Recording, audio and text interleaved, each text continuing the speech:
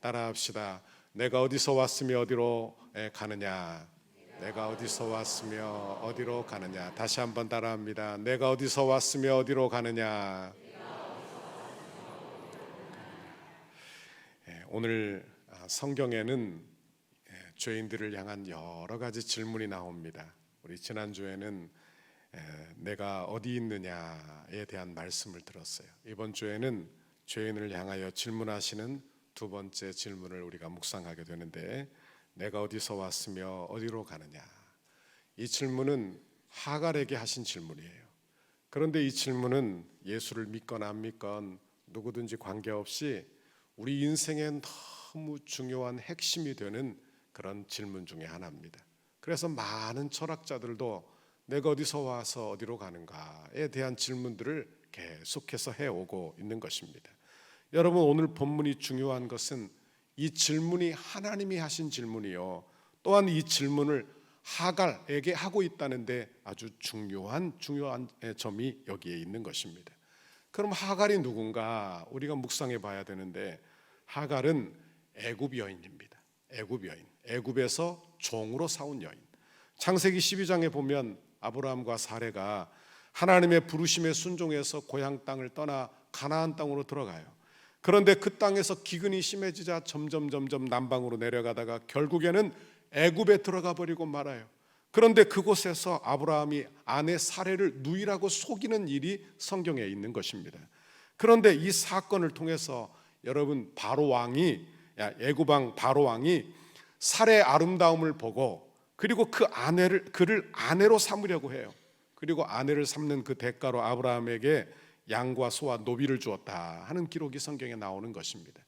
그러니 하갈은 아마 이때 아브라함의 종되지 않았나, 그렇게 묵상을 해보게 되는 것입니다.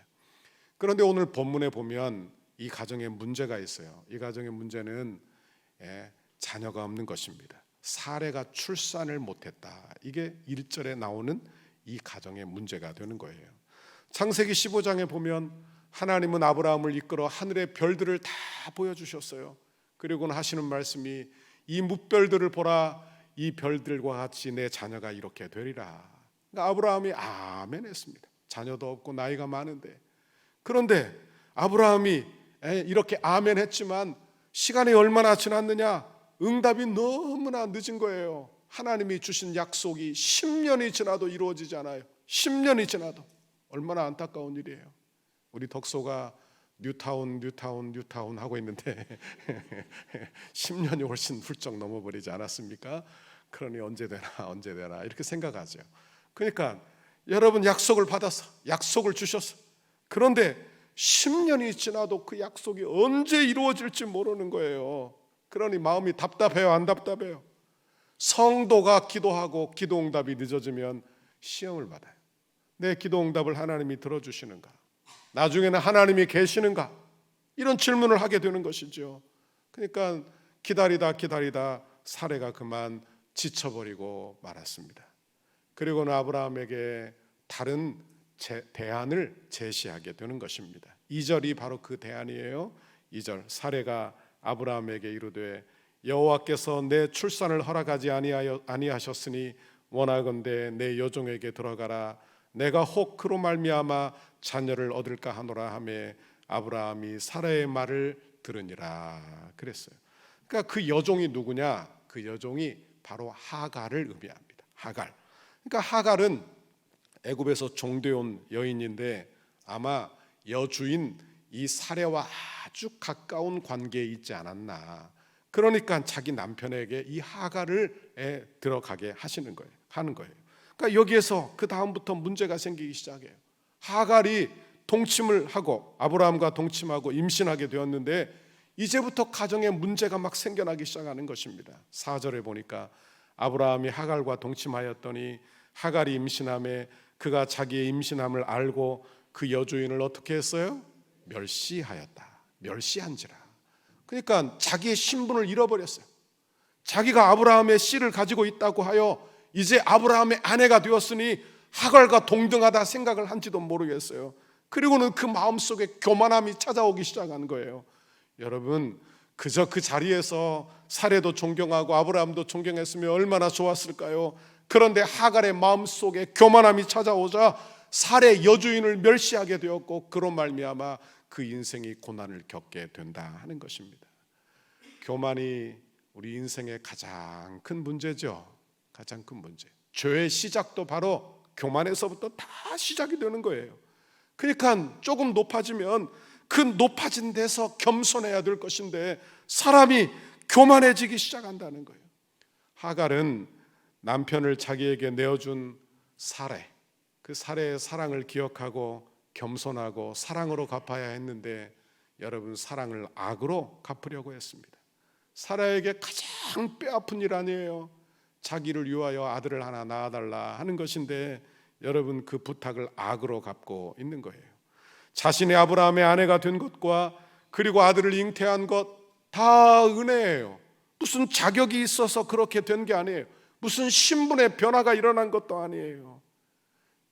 오늘 본문 7절에 보니까 여호와의 사자가 광야에서 하갈을 이렇게 부릅니다. 사레의 여종 하갈, 이렇게 불러요. 사레의 여종 하갈. 그러니까 여호와의 사자가 사레의 여종 하갈이라고 부르는 것은 그 위치를 알려주고자 함이에요. 자기의 위치를, 본분을 알려주고자 함이에요. 여러분, 교만은 자기 본분을 잃어버리는 데서부터 생겨난다는 것을 알아야 합니다. 그러니까 자기 위치를 망각한 거예요. 그러니까 하나님의 축복을 받은 것과 하나님의 은혜였음을 기억하고 내가 어떤 사람인지를 알아야 될 것인데, 그래야 겸손하게 신앙생활을 할 것인데, 여러분, 교만이 찾아와 자기 본분을 잃어버려요.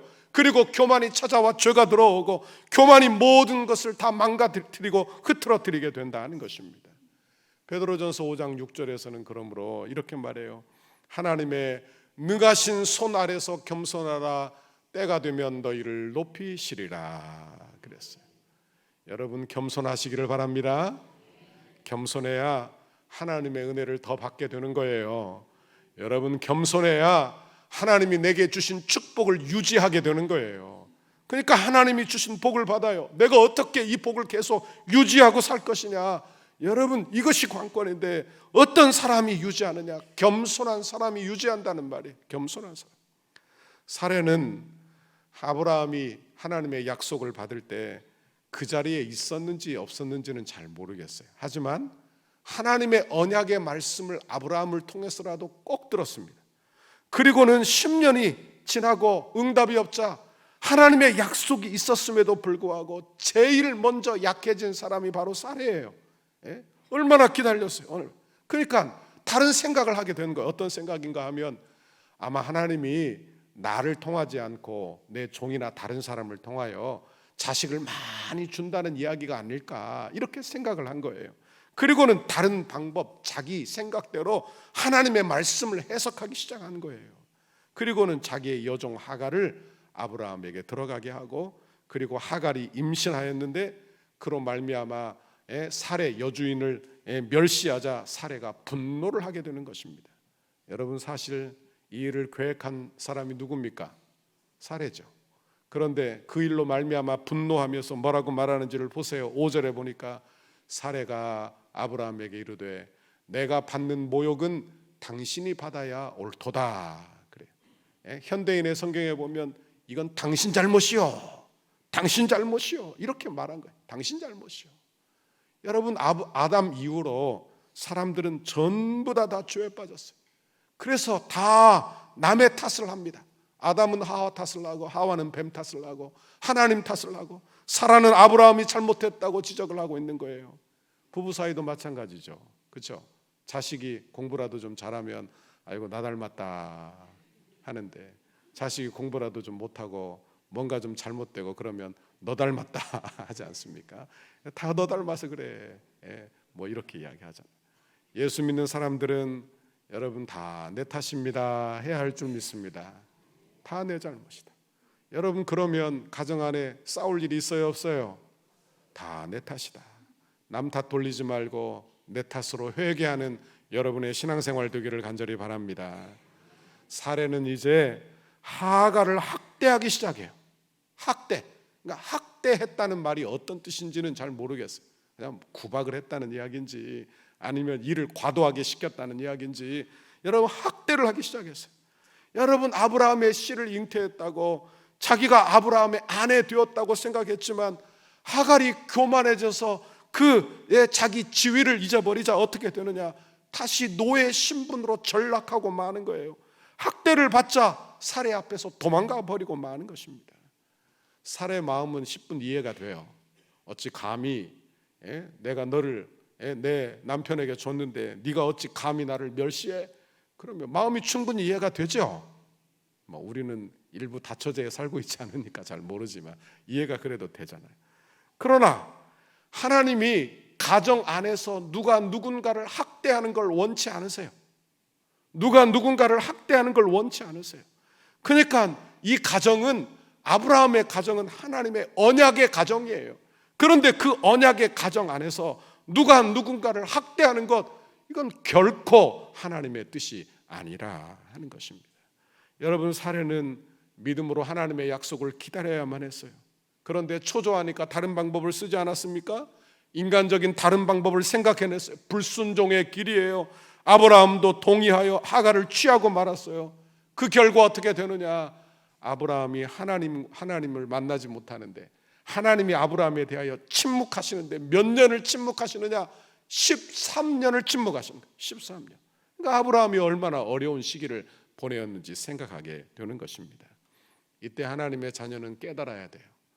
내가 믿음 생활을 어떻게 해야 되는가, 이걸 하나님이 가르쳐 주시는 거예요. 그러니까 신앙생활은요, 신앙생활은 내 열심으로만 하는 게 아니고 내가 어떻게 믿음으로, 내게 주신 믿음으로 어떻게 사느냐에 대한 일인데, 내가 하나님이 침묵하시는 것을 통하여 아브라함과 사레에게 가르쳐 주시는 거예요. 너희는 믿음으로 살아라, 이렇게 가르쳐 주시는 거예요. 믿음으로. 여러분, 우리도 기도응답이 늦고 어렵지만 그때 하나님께 여러분 믿음으로 사는 걸 배우시기를 간절히 바랍니다. 믿음으로 사는 것을 배워야 해요. 그러니까 현실과 타협하지 않고 믿음으로 사는 것을 계속 배우는 거예요. 오늘 본문으로 다시 되돌아와서 봅시다. 하갈이 사례의 학대를 이기지 못하고 도망했어요. 그런데 하나님께서 누구를 찾아오시느냐? 여러분, 하나님께서 사례를 찾아가지 아니하고 도망간 하갈을 찾아오시는 거예요. 그런데 단순한 천사가 아니에요. 성경에 보니까 여호와의 사자라고 되어 있어요. 여호와의 사자는 하나님이 형상을 입고 나타난 모습을 이야기하는 거예요. 그러니까 구약에 나타난 여호와의 사자, 그러니까 여러 장면에 이런 장면에 나와요. 예를 들면 여호수아의 때도 나타나고 여러 장면에 여호와의 사자가 나타나는데, 학자들은 구약의 예수님이, 신약의 예수님이 구약에 육신의 몸을 입으시고 나타나신 것이다, 이렇게 이해하는 경우가 많은 것입니다. 어찌되었든 간에 여호와의 사자가 사레와 아브라함을 찾아가지 아니하고 아브라함과 사레에게는 침묵하시고 이제 누구를 찾아가시느냐? 하갈을 찾아가는 거예요. 그럼 질문이 생기죠. 아니, 그럼 언약의 당사자인 아브라함은 그 하나님의 국률과 언약에서 또는 사랑에서 비껴나간 것인가? 그러면 하갈에게로 다 옮겨간 것인가? 아닙니다. 여러분, 하나님의 언약은 변치 않는 줄 믿습니다. 하나님의 언약은 변치 않아요. 그러면 이 말씀을 어떻게 볼 것이냐? 여러분, 이것은요, 하갈을 훈련하시는 게 아니에요. 그걸 잘 알아야 하는 거예요. 여러분, 이 말씀은 하갈을 통하여 아브라함과 사레를 훈련하고 계시는 거예요. 이 언약을 통하여서 아브라함과 사레를 훈련하시는 거예요. 그러니까 아브라함과 사라를 위하여 하갈을 찾아오셨다, 이렇게 말씀드릴 수 있는 것입니다. 그런데 이런 사람을 학대한다, 그러니까 하나님의 언약 아래에 있는, 언약의 가족 아래에 있는 그런 하나님의 백성들 안에 들어온 사람들을 누가 누구를 학대한다, 이건 하나님께서 기뻐하지 않으시는 일이라 하는 것입니다. 그러니까 여러분 잘 기억하세요. 내가 직장 생활을 하거나 또는 내가 사업을 하거나 그러면 내 직장에 동료도 있고 내 부하 직원도 있고 내 직원들도 있고, 그렇죠? 그런데 예수 믿는 사람이 누가 누구를 학대한다, 이건 하나님이 기뻐하시는 일이 아니란 이야기예요. 기뻐하시는 일, 이유가 어떻든 여러분 이 하갈의 이 내용을 사례가 이렇게 하는 거에 대해서 뭐 충분히 이해가 된다 하여도 여러분, 이것은 하나님이 원하는 길이 아니시다 하는 것입니다. 하나님이 기뻐하지 않으셨어요. 그리고는 아브라함과 사라에게는 침묵하시고 하갈을 하나님이 찾아가시는 거예요. 괴로운 인생, 고통받는 인생을 우리 하나님이 찾아가시는 줄 믿습니다. 지금도 고통 속에 부르짖으면 하나님이 반드시 찾아가십니다. 하나님이 반드시 찾아가십니다. 그러니까 예수를 언제 만나기가 좋으냐? 내가 고통당할 때, 어려움 당할 때 주님 만날 기회가 되는 거예요. 기회가. 오늘 본문 8절에 보니까 하갈을 찾아오세요. 이르시되 사라의 여종 하갈아, 내가 어디서 왔으며 어디로 가느냐? 그가 하갈이 이르되 내가 내 여주인 사라를 피하여 도망하나이다. 그래. 하갈의 대답은 반쪽이에요. 왠가 하면 어디서 왔는지만 이야기하잖아요. 나는 내 주인 여주인 사라를 피하여 도망왔나이다. 그런데 어떤 대답이 없느냐? 내가 어디로 가느냐의 대답은 없는 거예요. 왜? 하갈에게는 앞으로 어떻게 살아가야 될 미래가 없는 여자예요. 그러니까 어디로 가야 될지 내가 예측도 할 수 없는 그런 인생을 지금 하갈이 살고 있는 거예요. 이것은 우리의 죄에 빠진 인간의 모습이기도 하다 하는 것입니다. 죄에 빠진 인간은요, 내가 어떻게 살아왔는지는 알지만 앞으로 어떻게 살아가야 할지는 모르는 인생이 바로 우리예요. 그러니까 미래 한 치 앞도 모르는 게 우리 인생 아닙니까? 내가 앞으로 어떻게 될지, 한 시간 뒤에 어떻게 될지, 하루 후에 어떻게 될지, 1년 후에 어떻게 될지, 내 인생이 어떻게 될지 모르는 게 우리 인생이에요. 그러니까 오늘 이 본문은, 이 질문은 이런 질문이 되는 거예요. 내가 지금 살아온 삶이 합당하냐? 그리고 내 삶, 앞으로 걸어가야 될 삶이 옳으냐? 이렇게 묻고 있는 거예요. 그러니까 내가 아브라함의 씨를 잉태하였다고 해서 교만해서 내 여주인을 멸시한 것이 옳으냐? 이게 옳으냐? 그리고 그 교만을 되돌아본다면, 앞으로 그 교만을 되돌아보고 회개하여 돌이켰다면 앞으로 네 길을 어떻게 걸어가야 되겠느냐? 그러니까 이 질문은 어찌 보면 우리 모두에게 하는 그런 하나님의 전능하신 하나님의 질문이라 하는 것입니다. 하갈이 있어야 할 곳은 사례에 겹친 줄 믿습니다. 성도가 있어야 할 곳은 교회인 줄 믿습니다. 성도가 있어야 할 곳은 은혜 받는 자리인 줄 믿습니다. 다른 곳이 아니라 이 말이에요. 다른 곳이 아니에요. 하갈은 애굽에서 종되었다가 아브라함과 사례를 만나 전능하신 하나님을 알게 되었어요. 그런데 학대를 받자 다시 애굽으로 되돌아가려고 해요. 그때 하나님이 찾아오신 거예요. 여러분, 우리도 예수 믿어 하나님의 자녀가 되었어요. 그런데 고난이 있으면, 이렇게 코로나 같은 어려움이 있으면 내 믿음을 저버리는 경우도 참 많은 것이죠. 여러분, 그렇게 하지 말고 우리가 돌아가야 될 곳이 있다는 거예요. 그게 어디냐? 예배의 자리요, 은혜의 자리요, 교회인 줄 믿습니다. 교회, 성도가 있어야 할 곳은 교회예요. 9절에 보니까 이렇게 말씀합니다. 여호와의 사자가 그에게 이르되 내 주인에게로 돌아가서 그 수하에 복종하라. 그래. 여주인에게로 돌아가라는 거예요. 얼마나 어려운 거예요. 한번 생각해 보세요. 학대를 받아서 오죽하면 도망왔겠어요. 그죠? 웬만하면 견디지 않았겠습니까? 그런데 오죽하면 도망왔겠어요. 그런데 다시 되돌아가라니 너무나 괴로운 일이에요. 너무나 괴로운 일. 너무나 괴로운 일. 자신이 원한 것도 아니었고, 자기가 아브라함의 씨를 잉태하게 된 것 사라가 시킨 일이에요. 그런데 고생이 임하니까 얼마나 괴로운지, 얼마나 괴로운지. 다시 돌아가기 싫어요. 다시 돌아가기. 여러분, 이때 하갈에게 하나님이 나타나셔서 위대한 약속을 주시는 것입니다.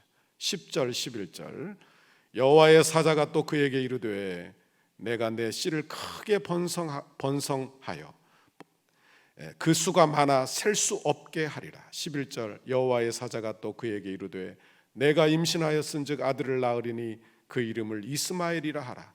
이는 여호와께서 내 고통을 들으셨음이니라. 그래서 약속을 주세요. 그리고는 돌아가라. 내가 너를 지켜주마. 내 아들도 지켜주마. 내 자손도 다 지켜주마. 그리고 그 아이의 이름까지 지어줘요. 이름이 뭐요? 이스마엘. 이스마엘의 뜻은 무슨 뜻입니까? 여호와께서 네 고통을 들으셨다. 이게 이스마엘의 뜻이에요. 이스마엘. 그러니까 여기서 우리가 기억할 게 있어요. 여기서 은혜 받을 내용은 어떤 내용이냐? 하갈을 한번 생각해 보세요. 하갈은요, 단 한 번도 하나님을 먼저 찾은 일이 없어요. 자기가 하나님께 나가 하나님 도와주세요. 자기가 학대받고 고난받는데 하나님 도와주세요. 하나님을 찾아가지 않았어요. 전혀 하나님을 찾아가지 않았는데 하나님이 일방적으로 하갈을 찾아오시는 거예요.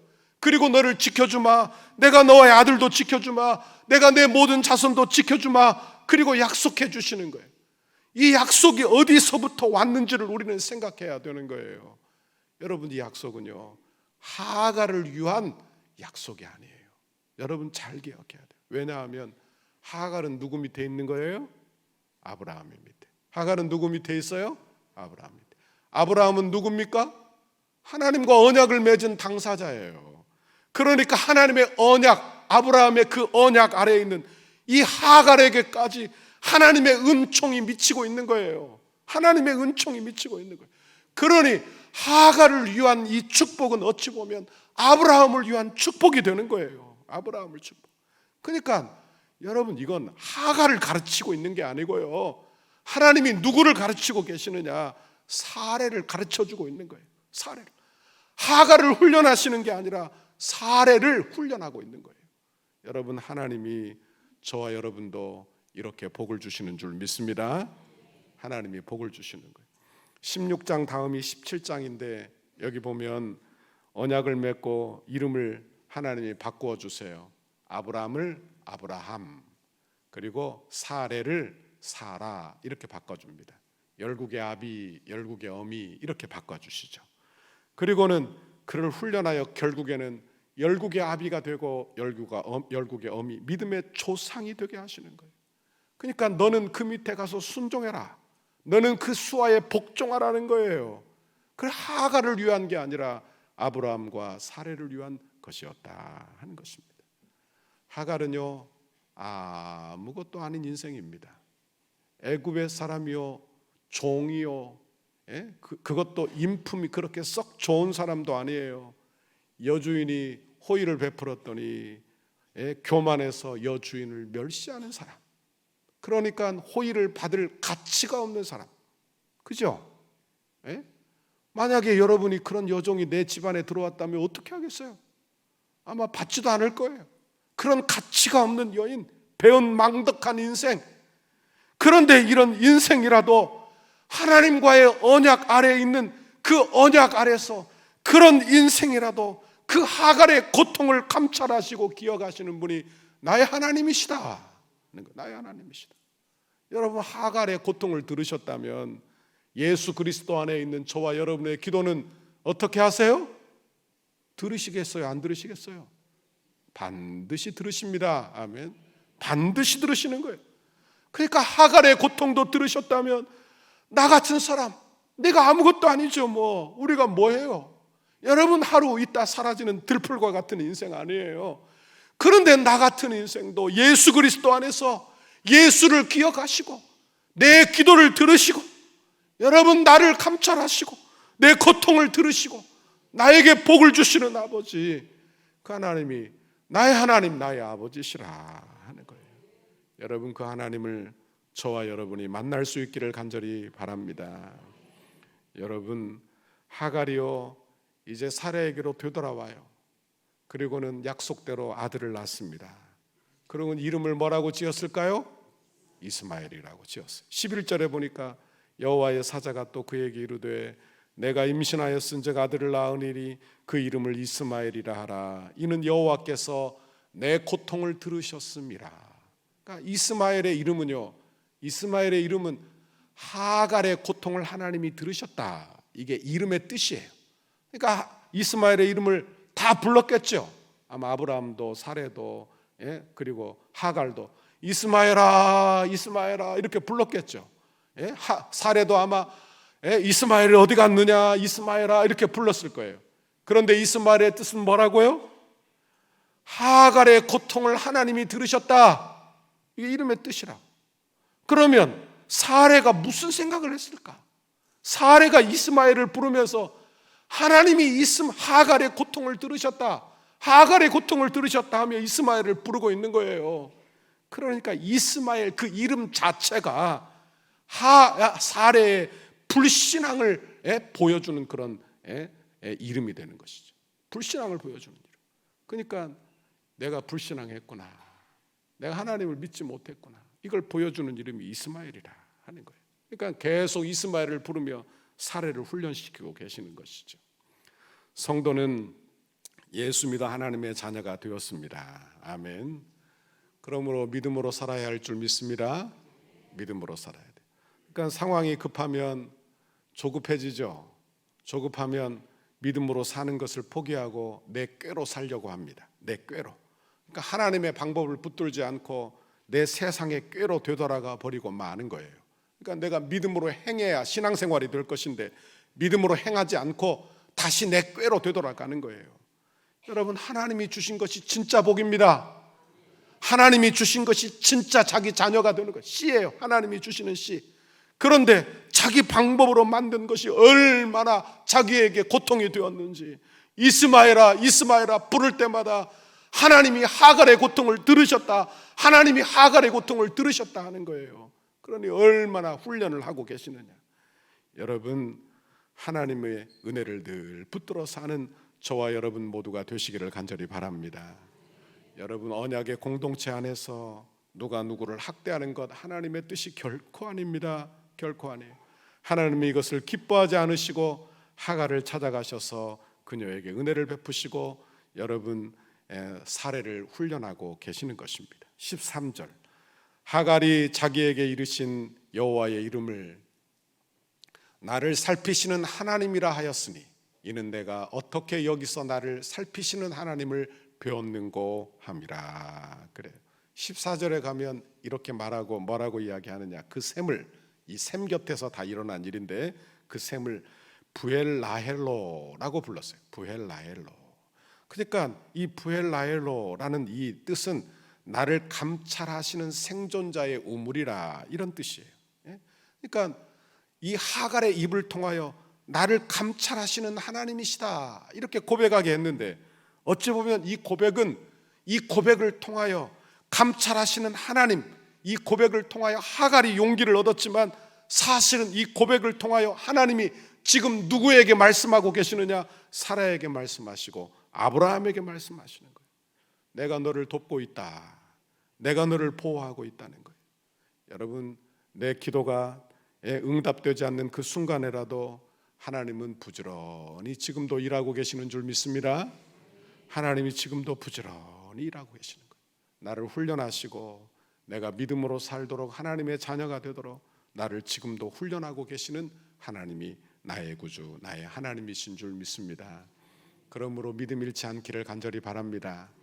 믿음 잃지 않기를 간절히 바랍니다. 내 생각으로, 세상의 꾀로 다른 생각을 해내지 말고요, 내가 어떻게 하면 믿음으로 살까, 내가 어떻게 하면 믿음으로 행하고 살까, 이렇게 생각하시고 전능하신 하나님을 바라보는 여러분의 신앙생활 되기를 간절히 바랍니다. 말씀을 맺습니다. 여러분에게도 한번 질문해 보죠. 여러분은 어디서 왔으며 어디로 가고 계십니까? 어디서 왔으며 어디로 가고 계십니까? 그러니까 이거는 이런 질문이라고 했어요. 내 과거, 내가 과거에 어떻게 살았는가? 여러분은 과거에 어떻게 신앙생활을 하셨습니까? 그리고 지금 내가 깨달았다면 지금 내 신앙생활은 어떠합니까? 내가 어떤 길을 가야 옳을까요? 지금 이렇게 묻고 계시는 거예요. 그리고는 우리 주님이 뭐라고 말씀하시느냐? 돌아가라. 여러분, 성도가 돌아가야 할 자리는 어디입니까? 예배의 자리. 성도가 돌아가야 할 자리는 어디입니까? 은혜의 자리. 여러분, 성도가 돌아가야 할 자리는 순종의 자리. 그러니까 그 자리로 돌아가야 하는 거예요. 오늘 이 말씀은 어찌 보면 하갈에게만 하시는 말씀이 아니라 나에게 하시는 말씀이에요. 하갈이 반응하여 환경이 변한 것이 하나도 없지만 그는 되돌아가 사례의 수하에서 복종하고 사는 것입니다. 여러분, 사례의 환경, 하갈의 환경이 변한 것이 아니라 그의 심령이 변화되었죠. 마음이 변화되었어요. 여러분 잘 보세요. 이 아브라함의 언약 아래에 있을 때 하나님은 그 여종까지 돌보신 거예요. 여종까지 돌보신 거예요. 여러분, 우리 하나님의 은혜가 그 여종에게까지 미치는 거예요. 예수 믿어 복음 아래에 있는 저와 여러분, 우리는요 하나님의 은총이 내 자녀들에게 다 미치고 있는 거예요.